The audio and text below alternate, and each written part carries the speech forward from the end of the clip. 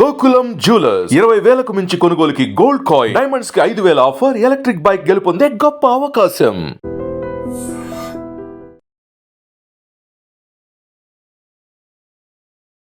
నమస్కారం, welcome to I dream. ధర్మ మార్గం విత్ విజిత కార్యక్రమానికి స్వాగతం.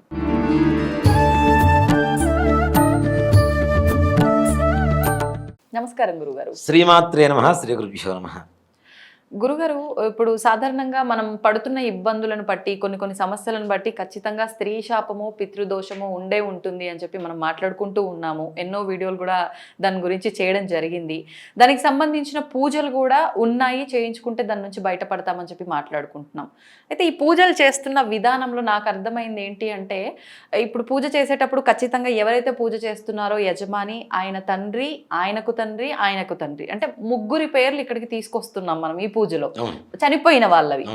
అంటే వీళ్ళు ఈలోపు ఒక 3 తరాలు, అంటే ఈలోపు వారేమైనా జన్మ తీసుకుంటే ఆల్రెడీ వాళ్ళు ఇప్పుడు జీవంతో ఉన్నారు భూమి పైన, ఏదో ఒక రూపంలో, మనిషిగా కావచ్చు, ఇంకేదైనా రూపంలో. మరి వాళ్లకు మనం కర్మ చేస్తున్నట్టే కదా, అంటే ఒక రకంగా బతికున్న వారికి మనం కర్మ చేస్తున్నట్టా ఏంటి, ఇది వర్తిస్తుందా, మళ్ళీ ఇదేమైనా దోషమా, ఈ రకమైన సందేహాలు అయితే నాకు చాలా ఉన్నాయి గురుగారు. ఒక్కసారి దాని గురించి వివరణ. మంచి అనుమానం, మంచి ప్రశ్న. థ్యాంక్ యూ అండి. చాలా మందికి అంటే ఇది క్లారిటీ ఇవ్వాలి తప్పనిసరిగా. ఇస్తేనే మనం చేస్తున్నటువంటి మన ధర్మంలో ఒక నిజాయితీ అయినటువంటిది ఏంటి అనేది అర్థమవుతుంది మనకి. ఇప్పుడు మనం చాలా మంది కూడా పితృదోషాలని, లేదా తద్దినం పెట్టినా, ఏదైనా పితృకార్యాలు చేసినా, ఏదైనా పుష్కరాలకు వెళ్ళి మనం పితృకార్యాలు చేసినా, కాశీకి వెళ్ళి పిండం పెట్టినా, పితృపితామహి ప్రపితామహీనాం, పితృపితామహి ప్రపితామహీనాం, తండ్రి, తాత, ముత్తాత, 3 తరాలకి చేస్తూ ఉంటాం. ఇక్కడ ముఖ్యంగా నాన్న ఇంకొక జన్మ ఎత్తడం అనేటువంటిది గీత సారాంశం అదే. ఇది ఒక షర్టు లాంటిది దేహం. ఈ షర్టును తీసి పక్కన పడేస్తే ఇంకో షర్టును వెతుక్కోవాల్సిందే. ఆత్మ మన దేహం నుంచి వెళ్ళిపోయిందంటే ఇంకొక దేహంలోకి చేరుతుంది అనేటువంటిది మన ధర్మం. భగవద్గీత అదే చెబుతుంది. పునరపి జననం పునరపి మరణం. పుట్టడం, చావటం అనేది సర్వసాధారణమైనటువంటి విషయం. ఇక్కడ ముఖ్యంగా అందుకనే మనం జన్మానం నరజన్మ దుర్లభం అంటాం. మనం మనిషిగా పుట్టడం అనేటువంటిది చాలా గొప్ప విశేషమైనటువంటిది. అవునా? ఇక్కడ ముఖ్యంగా కొన్ని శాస్త్రాల ప్రకారం, మామూలుగా సర్వసాధారణంగా మాట్లాడుకునేటువంటి విధానాల ప్రకారం మనం అనుకునేది ఏంటంటే, 7 జన్మలు ఉంటాయి ప్రతి మనిషికి. 7 జన్మల్లో కూడా మనిషి జన్మ ఒకటే ఉంటుంది, మిగిలినవన్నీ కూడా రకరకాలుగా పుడుతూ ఉంటారని చెబుతూ ఉంటాం. మనం అంతకుముందు చెప్పుకున్నటువంటి వాటిల్లో కూడాను రుణానుబంధ రూపేణ పశుపత్ని సుతారాయ అని చెప్పుకున్నటువంటి వాటిల్లో కూడా కారణం అదే అవుతుంది. ముఖ్యంగా ఎక్కడైతే ఒక బంధ రూపంలో పూర్వజన్మలో మనకు బంధం ఉందో, అది ఈ జన్మలో ఏదో ఒక రూపంలో మన జీవితంలోకి వచ్చి ఆ సమయం పూర్తి అవ్వగానే బంధం తెగిపోతుంది అని చెప్పడానికి శ్లోకం చెప్తూ ఉంటాం. ఇక్కడ మన ఇంట్లో మన వంశీకులుగా పుట్టిన తరువాత వాళ్ళు మనవాళ్ళు, మా తాతగారు, ముత్తాతగారు, మా నాన్నగారు అని చెప్తూ ఉంటాం కదా.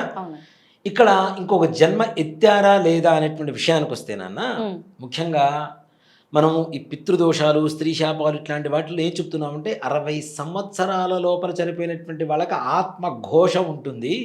తప్పనిసరిగా వాళ్ళకి ఎక్కడా కూడాను వేరే లోకం కలగటం లేదు, ఈ త్రిశంక స్వర్గంలోనే ఉంటున్నారు అని చెప్పుకొస్తూ ఉంటాం. అలానే కొంతమంది మనం చెబుతూ ఉంటాం, 19 నక్షత్రాల్లో పుడితే తప్పనిసరిగా ఈ దోషాలు ఉంటాయని చెప్పి. విఘ్నత కలిగి వేదం చదువుకొని జ్యోతిష్ శాస్త్రం తెలిసున్న వాళ్ళు కూడా దీన్ని వక్రీకరించేటువంటి భావస్థితిలో ఉన్నారు కొంతమంది. నేను చెప్పేది పూర్తిగా విన్న తర్వాత, అంటే వినేంత ఓపిక లేనంత కుళ్ళుని మనసులో పెట్టుకొని మాట్లాడటం కూడా కరెక్ట్ కాదు. నేను చెప్పేది పూర్తిగా వినాలి. పామురుల కంటే అర్థం కాదు, నువ్వు పెద్ద పండితుడు అని చెప్తున్నావు, ఎన్నో సంవత్సరాలు నేను పుట్టక ముందు నుంచి నువ్వు దాదాపు పురోహితంలో ఉన్నావు, కొన్ని ఛానల్స్ శాసిస్తున్నావు, కొన్ని లక్షల మందిని మార్గదర్శకంగా ఉండాలి అని ప్రయత్నిస్తున్నావు, జ్యోతిష్ శాస్త్రం నేర్చుకున్నావు, గురువు అని చెప్పుకుంటున్నావు. సాటి మనిషి చెప్పేది పూర్తిగా వినాలి. విన్న తర్వాత మన విశ్లేషణ చేయాలన్న ఇంగిత జ్ఞానం కూడా లేకపోతే నువ్వేం గురువు అవుతావు, నువ్వేం మనిషి అవుతావు? అసలు ఫస్ట్ మానవ జన్మకి అర్థం లేదుగా. 19 నక్షత్రాల్లో పుడితే తప్పనిసరిగా పితృదోషం వస్తుంది.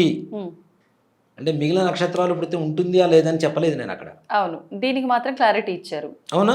ఈ 19 నక్షత్రాలు పుడితే తప్పనిసరిగా ఉన్నట్టే, మిగిలిన నక్షత్రాలు పుడితే లేదని చెప్పట్లా నేను. అవును, అవి కూడా జాతక పరిశీలన చేస్తే వాటిల్లో కూడా కలగవచ్చు. తప్పనిసరిగా ఒక ఇండికేషన్ మాత్రం ఇది ఉంటుందని చెప్పాను. అవును, ఇదే మార్గం చెప్పలేదు నేను.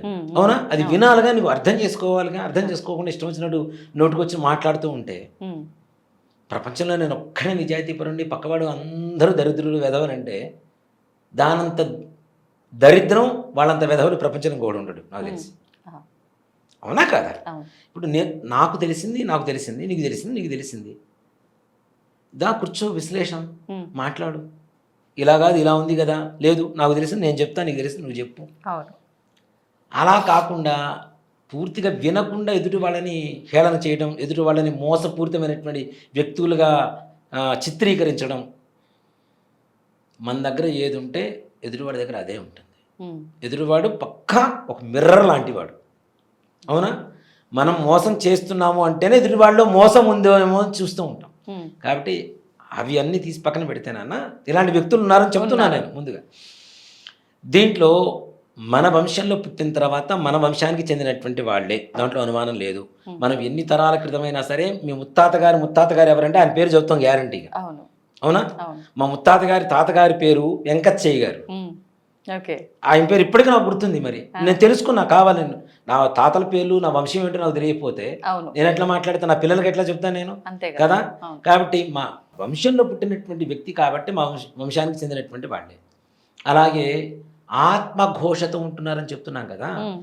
ఆత్మఘోష మీదన మన వంశంలో మా తాతగారు అనేటువంటి ఒక స్థానం తీసుకున్న తర్వాత స్థానానికి ప్రాధాన్యత, అక్కడ ఆత్మకు కాదు. ఒక మాట చెప్పాలి,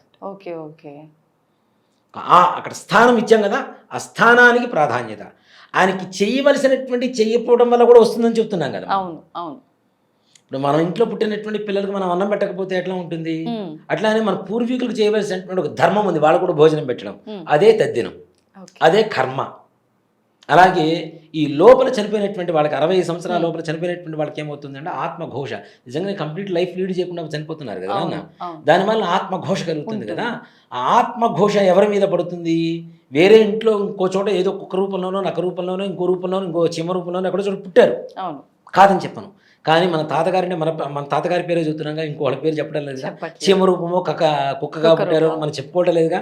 మనకు గుర్తున్నంత వరకు ఏంటి, ఎంతసేపటికి మా తాతగారు అంటే ఈయన పేరు ఇలానే ఉంటాడు. ఆయనకి చేయవలసినటువంటి ధర్మం ఏదైతే ఉందో ఆ ధర్మాలు తప్పటం వల్ల ఇట్లాంటి దోషాలు వస్తాయని చెప్తూ ఉన్నాం.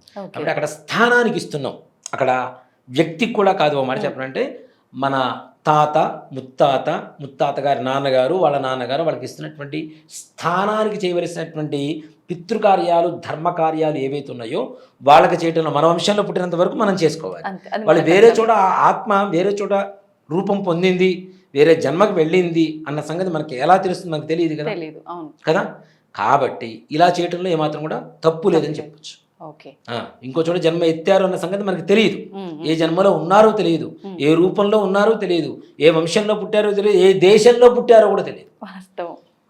అవునా? ఏ ఖండంలో, ఏ ప్రపంచంలో, ఎక్కడ ఏ మూల పుట్టారో తెలియదు, ఎక్కడ పుట్టారో తెలియదు. అలాంటప్పుడు మనం ఎలా చేయగలుగుతాం? ఇప్పుడు మీ ఇంట్లో ఒక వస్తువు ఉంది నాన్న, ఉందా పోయిందా అంటే కనపడితే ఉందని చెప్తారు, లేకపోతే లేదని చెప్తారు. అవునా? ఇది కూడా అంతే కదా. మా తాతగారు అంటే తాతగారి పేరే చెప్తారు, ఆయన ఇంకో రూపంలో ఉన్నారని నేను కనుక్కొని చెప్తానని చెప్పను కదా. అసలు లైఫ్ అంతా వెతికినా కనుక్కోలేం కదా. కాబట్టి అక్కడ స్థానానికి ఇస్తున్నటువంటి ప్రాధాన్యత కాబట్టి దాంట్లో తప్పులేదు, చేయవచ్చు. ఓకే గురుగారు, ధన్యవాదాలండి. నిజంగా ఒక్కొక్కటి వింటా ఉంటే ఎన్నెన్నో డౌట్స్ వస్తున్నాయి. మనం ప్రతిదీ టాపిక్ మధ్యలోనే కాకుండా దాన్నే ఒక క్వశ్చన్ లో తీసుకొని చేస్తే ఇంకా తొందరగా అందరికీ రీచ్ అవుతాయని నా ఆలోచన. అందరికీ జ్ఞానం కలగా. ఇప్పుడు ఒకటి చెప్తాను నాన్న, మన హిందువులు ఎక్కువగా మోసపోవడానికి కానివ్వండి, లేదంటే మనకెందుకులే మనం చేయలేమేమో అని చెప్పి ఎదుటి వాళ్ళ మీద బాధ్యత వదిలేయడానికి కూడా గల కారణాలు ఏంటి అంటే, శాస్త్రాన్ని కేవలం బ్రాహ్మణకు మాత్రమే కట్టబెట్టి మిగిలిన వాళ్ళందరినీ అజ్ఞానవంతులుగా చేస్తున్నటువంటి కొంతమంది మోసపూరితమైనటువంటి ఒక ఆలోచన విధానం. ఇది ఒకప్పుడు జరిగిందేమో నాకు తెలియదు, ఇప్పుడు మాత్రం జ్ఞానం అందరికి అందుబాటులో రావాలి. మనం పూజ ఎందుకు ప్రతి ఒక్కటి అందరూ తెలుసుకొని చేస్తే, ఇప్పుడు వంట చేయడం ఎలానో తెలుసుకొని చేస్తే ఆనందం, కానీ యూట్యూబ్ పక్కన పెట్టుకొని ఆ ఉప్పు ఇంత వేయాలి, ఆ కారం ఇంత వేయాలని చేస్తే అది కరెక్ట్ టేస్టీగా రాదు, వంట తయారవుతుంది కానీ రుచి రాదు కదా. అలాగే మనం చేసేటువంటి పూజల్లో కూడా ప్రతి ఒక్క విధానాన్ని తెలుసుకుంటే గొప్ప సైన్స్ ఉంది, విజ్ఞానం ఉంది. ఆ జ్ఞానాన్ని తెలుసుకొని చేయడం ద్వారా ఆనందం కలుగుతుంది.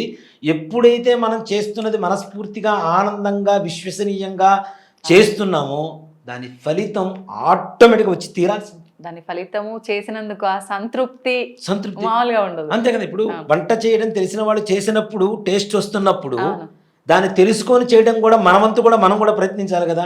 కాబట్టి ప్రతి ఒక్కళ్ళు చెప్తున్నానమ్మా, కులమతాలతో అసలు సంబంధం లేదు. ప్రతి ఒక్కళ్ళు మన హిందూ ధర్మంలో ఉన్నటువంటి గొప్ప జ్ఞానాన్ని తెలుసుకోండి. ప్రతి ఒక్క విషయాన్ని కూలంకషంగా తెలుసుకోవడంలో తప్పు లేదు. తెలుసుకొని చేయండి, ఆనందాన్ని పొందండి, ఫలితాన్ని 100 రెట్లు ఎక్కువగా అనుభవిస్తారు. చాలా మంచి విషయాలు తెలియజేస్తారు గురుగారు, ధన్యవాదాలు. శ్రీమాత్రే నమః, శ్రీ గురుభ్యో నమః. తవ్వండి, తవ్వుతూనే శివలింగం. సరే దాన్ని అట్లా కప్పేసేయండి, చూపించదండి. Krishna is there. మూర్తి పూజ కాదు, సాక్షాత్ బ్రజేంద్ర నందన భగవాన్ ఉన్నారు మూర్తిలో. ఏమీ ఆశించకుండా ఆరాధించే వాళ్ళు కూడా ఉన్నారా ప్రభుజీ? నిజమైన భక్తి అంటే మనకు తెలియదు కాబట్టి